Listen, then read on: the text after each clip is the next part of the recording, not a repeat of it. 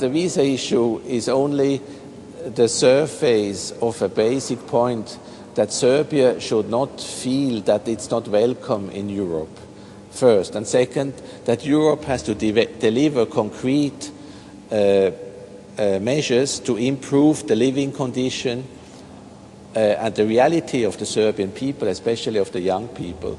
And that's why, and I said to the President that because I'm often discussing also with colleagues out of the European Union, Dutch colleagues, for instance, with whom I appreciate very much, but they belong to those who want to close too much the European Union.